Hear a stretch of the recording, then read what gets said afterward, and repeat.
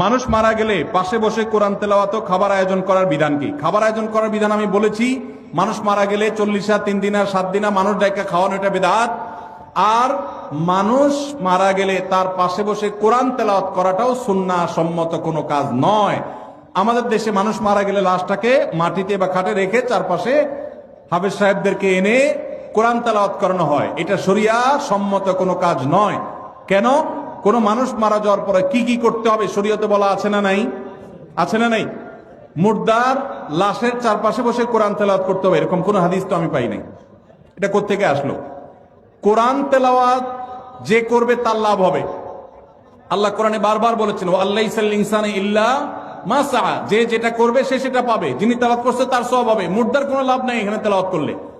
আর যদি বলেন যে কোরআন শোনাচ্ছি, তাহলে ওমা আনতা বিমুসমিউম মান ফিল কুবুর, আপনি তেলাওয়াত শোনাবেন জীবিত মানুষকে, মৃত মানুষকে তেলাওয়াত শুনিয়ে কোনো ফায়দা হবে না। এর সওয়াব হবে জীবিত অবস্থায় শুনলে।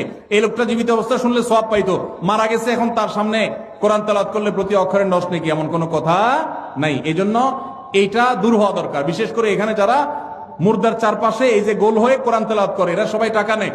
তেলাওয়াতের বিনিময়ে টাকা গ্রহণ করা সরাসর হারাম। যে দেয় সেও হারাম করে, যে নেয় সেও হারাম করে। খতমের নাম দিয়া অনেক এলাকাতে এখনো অনেকে হারাম কাজ করছেন।